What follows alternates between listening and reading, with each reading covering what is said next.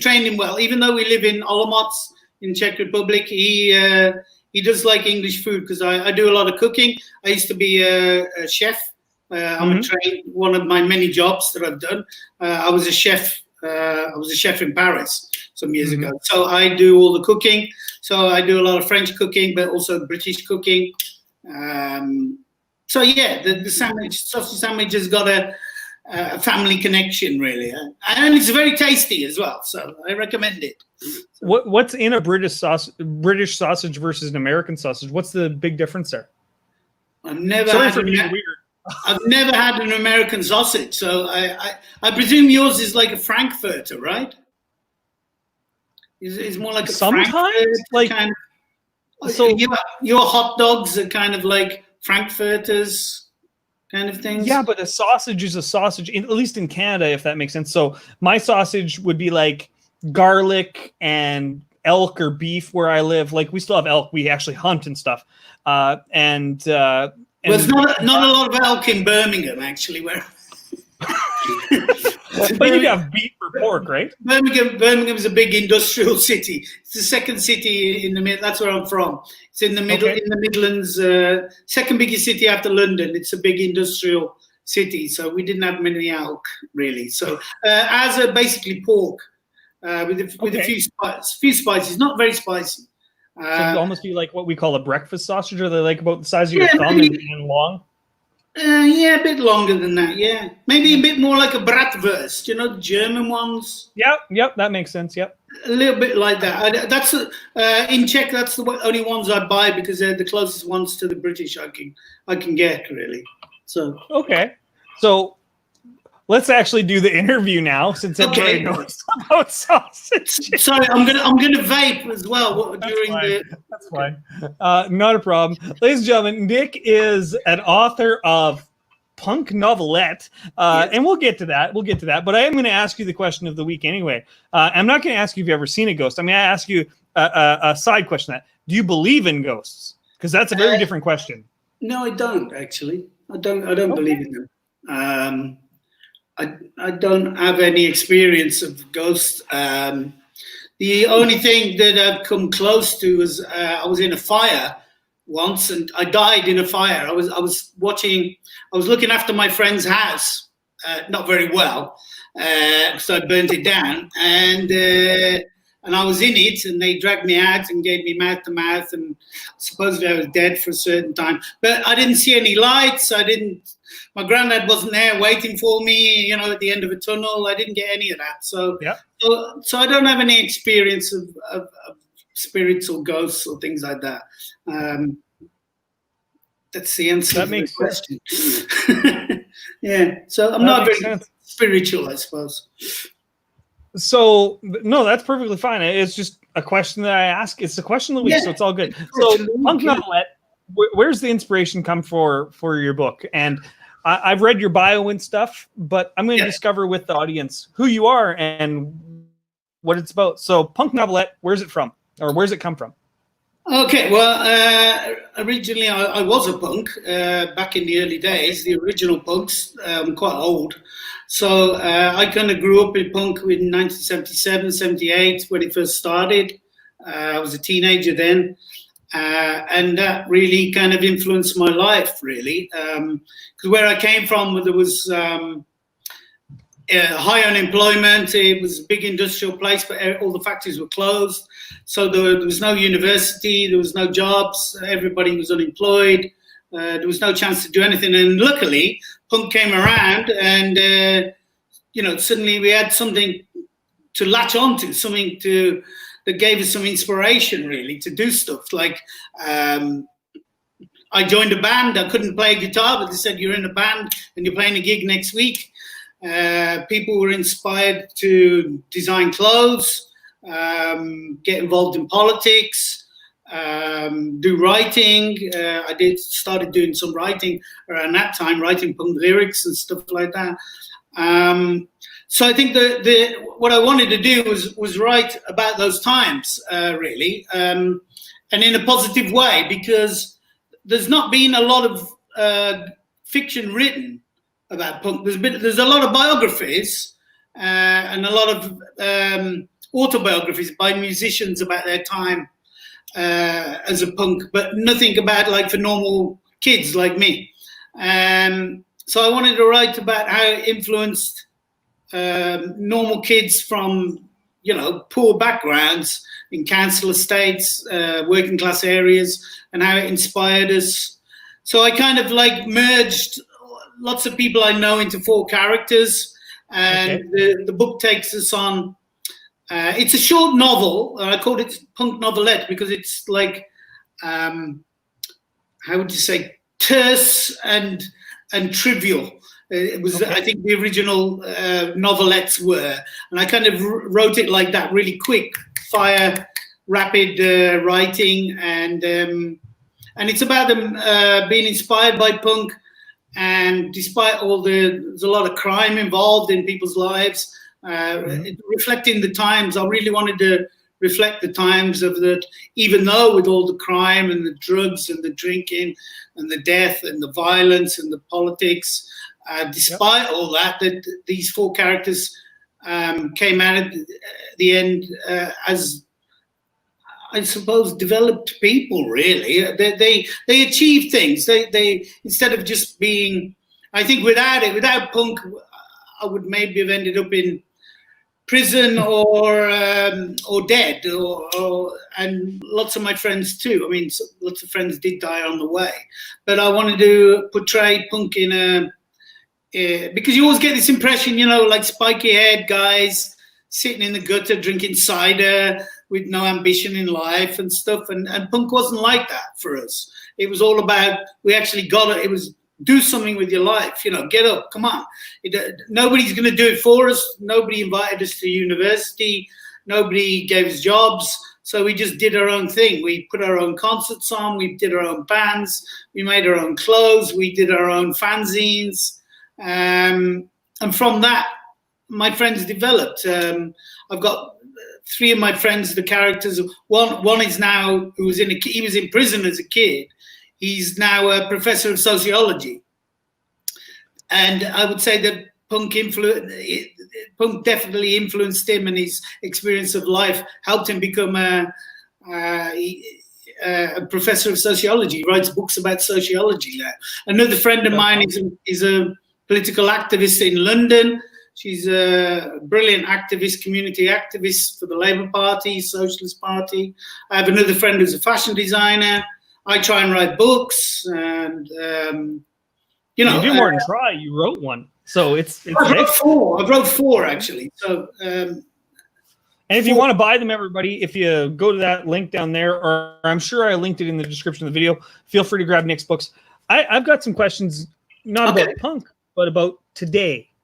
When you look at today and the former punk movement, punk is still alive and well. It is. Yeah. It's less than it once was, but it's still there.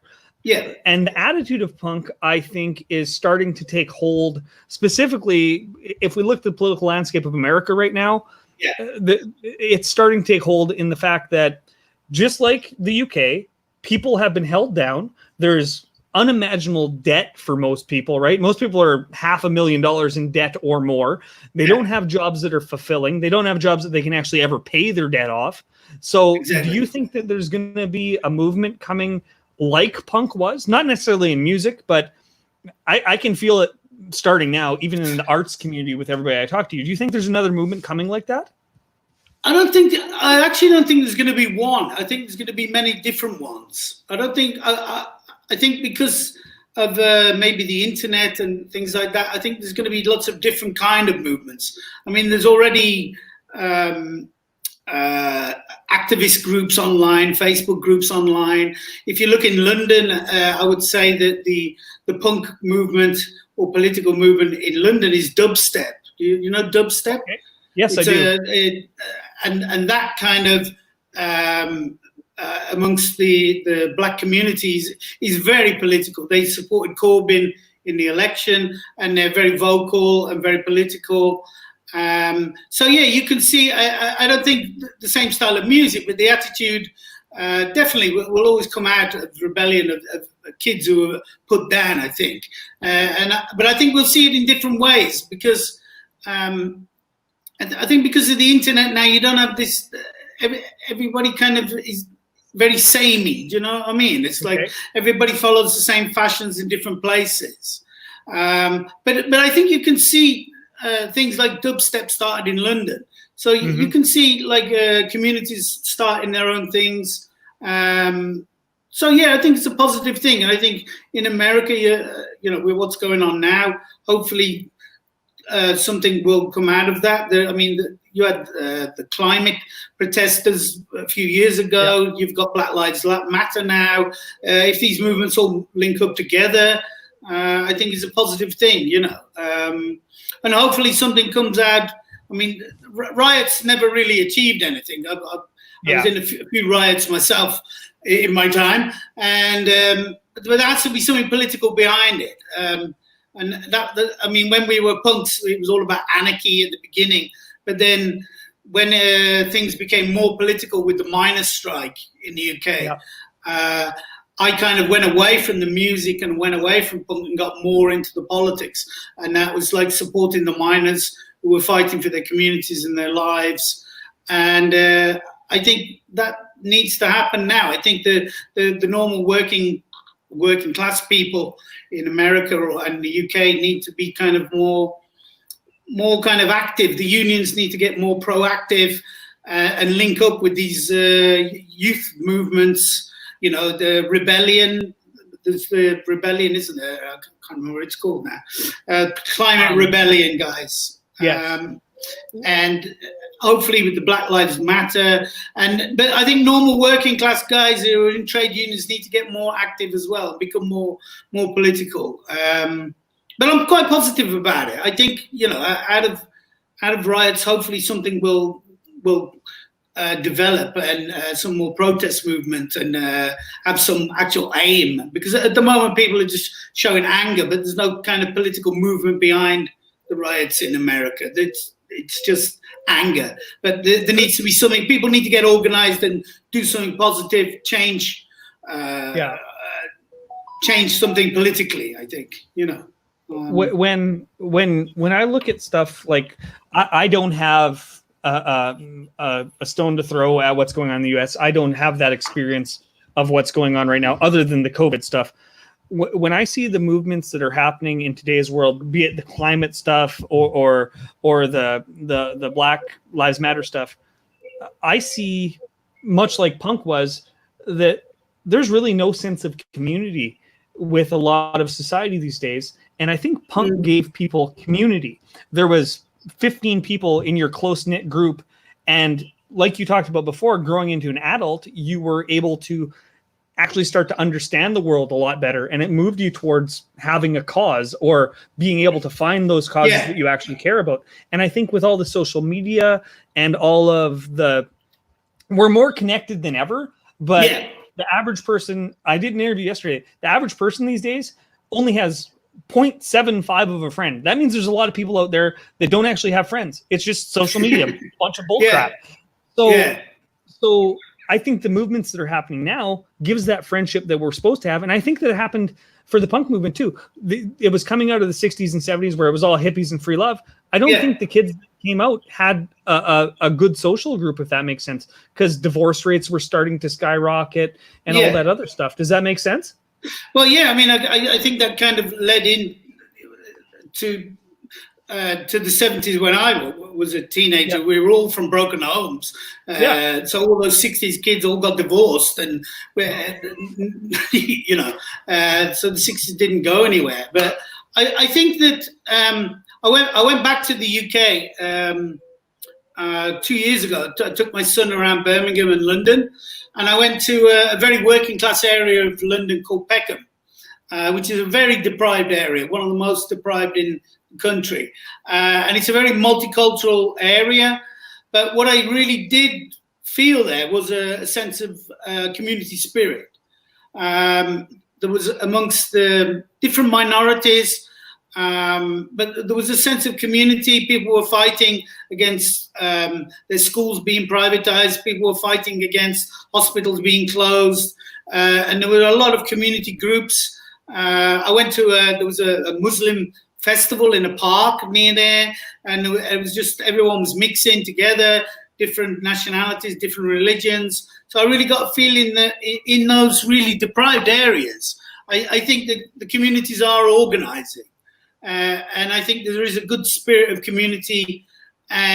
And there is I think there is quite in the UK, definitely. I think in those deprived communities, there is a good sense of community and protest and political. I think where it changes is where you go to the smaller towns. If you go to where the white working class industrial communities used to be, so where the miners used to be like very proud people and very political, all those communities are gone now. They're all closed down by Thatcherism. Thatcherism was to blame for it all. And if you go to those towns, those small industrial towns, you don't get a sense of community. You get a feeling of the towns are all like, the shops are all closed down. Half of the pubs are closed down. People are just like, buy their house, get a mortgage, get married. They've got a job now. Everyone's kind of happy with the garden for the kids. But I don't get a sense of community in those places where people are more well off. And they're still working class people. I'm saying the white working class of the UK have kind of lost a lot of their community spirit and a lot of their political spirit. But I see that changing in places like London and Birmingham. I see it changing, and I can see the white working class who are kind of living in the multicultural areas are again becoming political and unionized. I know in London, you have like London closes at night, and about 100,000 immigrant workers go and clean the centre of London, and they're all 0-hour contracts, no union, bad conditions, and the white trade unionists there are trying to organize them and get them in the community and help them out. So I think these links are forming up, really. So yeah, I think, but I don't think it's something like punk can happen again. I don't know. Maybe with the internet and music is kind of global now, isn't it? Really. I don't know if I don't think the music can happen again. I think the attitude is still there. When you look at any movement, right? You look at the Beatles and Elvis. What were they really doing? That whole beginning of rock, they were starting to go against their parents, right? That's really what it was. And there's this guy shaking his willy on TV, basically, in Elvis. Yeah, exactly. And then you move on to like the 60s and 70s to basically have free sex with everybody and stuff like that, and do psychedelic drugs, right? So and tune then in and drop out, wasn't it? Was that? Yeah, that was exactly it. And I don't think that it's. I think the internet has made us one world more than we've ever been. And the sheer fact that I'm connecting to you and you're in Chechnya, right? Is that correct? Czech Republic. Yeah, Czech Republic. So the sheer fact that I'm able to connect with you and do an interview like this, and we have 10 people watching us right now, that's ridiculous. That would have never happened. And because I can communicate with you, I can communicate my angst and be angry and get that across to you. Whereas, and so can the kids, right? So a movement doesn't have to start in the garage. I think it can start today. Well, I think what was quite interesting a few years ago was when you had the Arab Spring demonstrations, like when Egypt really kicked off. What was great about Facebook at the time, I have a lot of connections, political connections on Facebook with different groups and different pages and things like that, is that the Egyptian authorities try to close down Facebook. And so what they were doing, the people who were organizing the revolution there, they went to Blackberries or Blueberries or whatever they call it. I know who you're talking about, the little phones things. Yeah, Blackberries, blueberries, the phones. some kind of berries. And they were tweeting stuff to us on Facebook so that we could then put out information from Egypt on Facebook there. So in that way, the internet was great. You know, people were able to get information in Egypt that they couldn't get themselves, but they could get it from other people passing information around, you know, where the police were hiding, where this protest was going to be, where to meet for this. And we were all kind of like busy tweeting and busy emailing and Facebooking and swapping information around in a political way. So in some ways, the internet is great for that, you know. That we can connect in and find out what's going on in other places, you know, that we usually wouldn't know. We would only know only our own small problems in our small areas, you know. I mean, everybody knows what's going on in America now, you know, and people are trying. And for the first time, there's really been a light shone on it. You know, when I was a kid, Tiananmen Square happened, and the whole world watched that happen. Well, America's never had the whole world watch them commit an atrocity, which is what happened to George Floyd. It was straight up murder, but the whole world watched that, and America watched it. And it doesn't matter what side you're on. If you watch someone be murdered like that, and that's what it is, straight up, it affects you, and it's crazy. But anyway, on a lighter note, your book, Punk Novelette. Away from berries. I don't go this deep.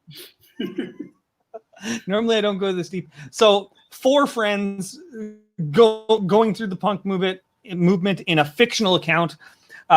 What's the big lead into these 4 people? What's the hook that you want my followers and my people to know about the book? Well, that's a good question. I think it's a good reflection on blowing my own trumpet. I think it's a good reflection of the times. You get a real spirit. People who've left reviews on Goodreads and that, so you really get a spirit of the time and of the positivity of the people. And it's people who were punks have written and said that this is so real to life. This is what happened. So I think it's. I would want people to read it to really kind of get a real the spirit of the times, the politics behind it, because the miners' strike plays a big part. It played a big part in my life and a big part in the life of the characters. Because it's a very political time in the UK, and I think just to see that really to show that people from bad backgrounds, you don't need to go to university. People with no chance in life can actually do stuff in life, if you get up and do it for yourself. And that was the whole thing about punk thing, was DIY. Do it yourself. Get up. Nobody's going to do it for us. Let's just get up. Let's do this stuff ourselves, And so I think that. Sorry, go ahead. Okay. No, go ahead. Sorry. Do you think that do-it-yourself attitude is why we're going to talk about generational divide? Everybody harps on the millennials, and I'm going to be honest. I'm technically a millennial. I'm within 2 years.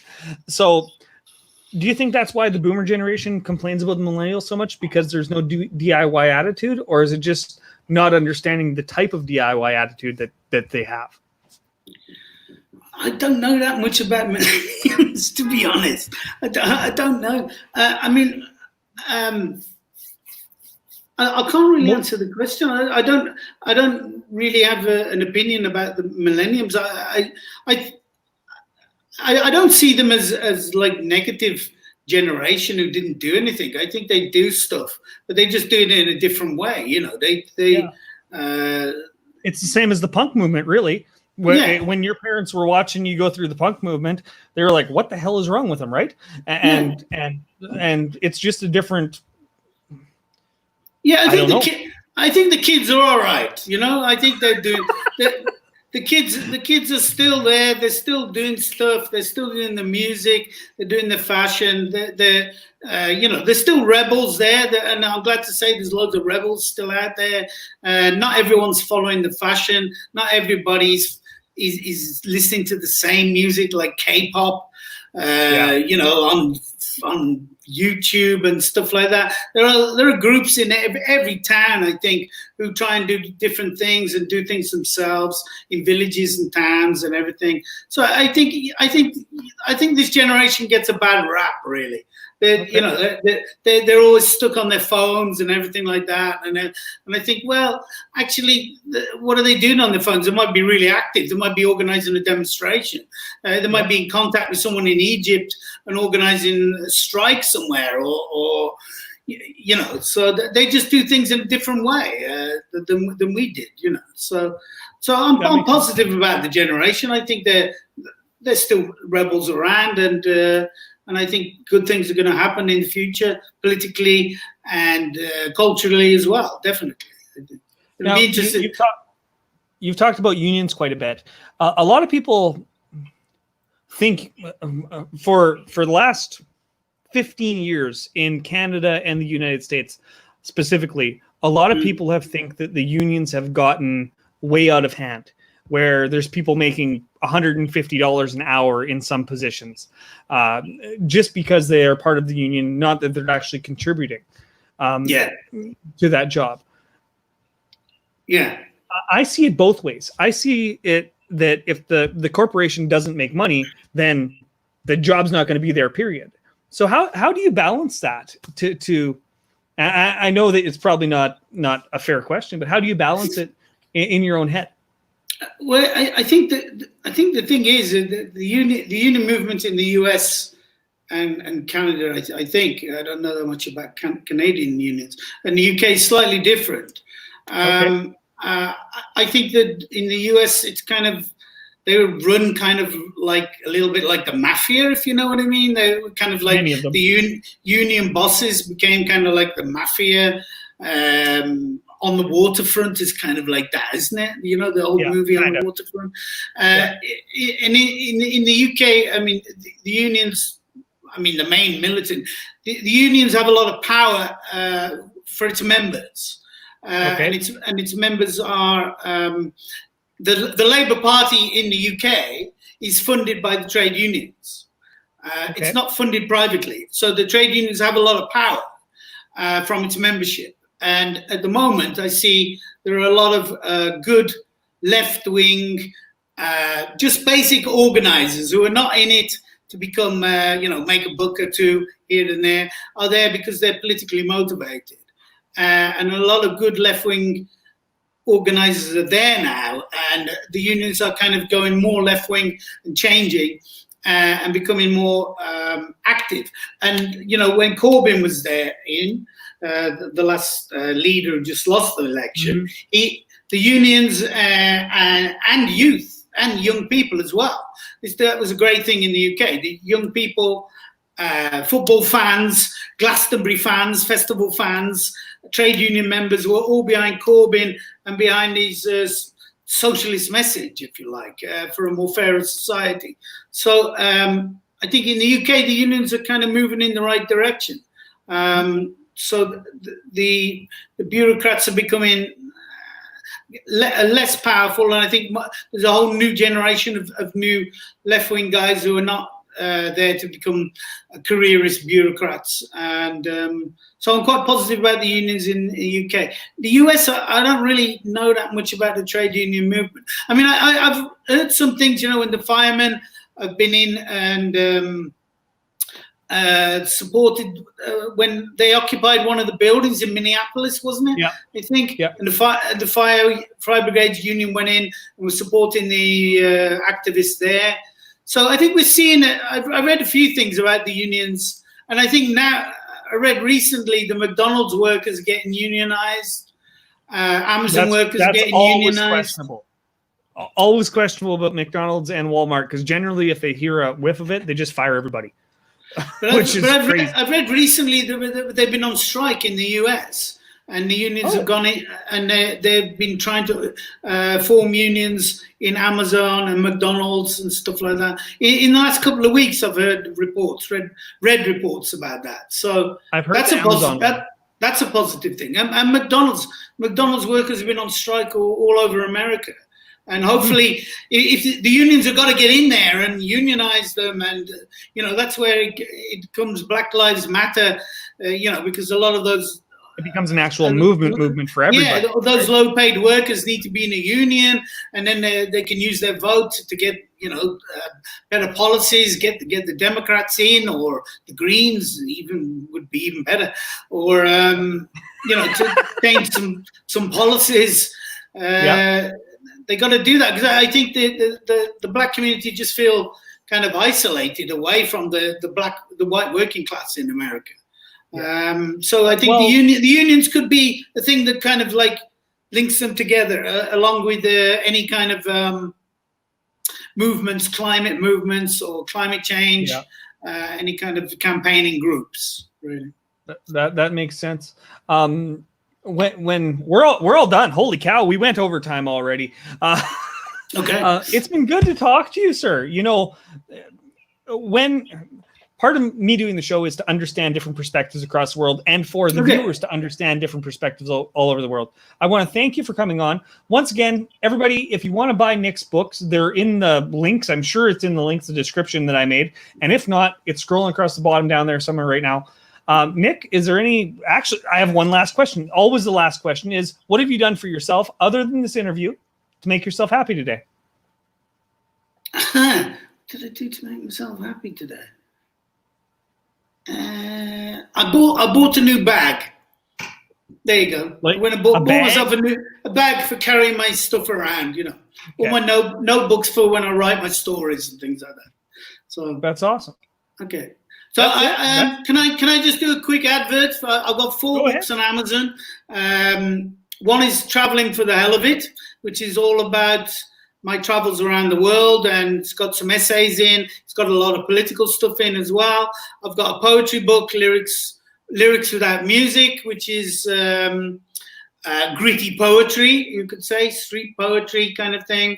And I have a short story collection called Graffiti Stories, which is, again, it's about from the underdog protagonist's point of view, alcoholics and unemployed people. But I've got a new book which should be out in a few months, which is called Struggle and Strife, which is basically everything we've just been talking about, that's why I'm quite happy to talk about it. And it's going to be all about casual workers, unemployed workers, but in a positive light.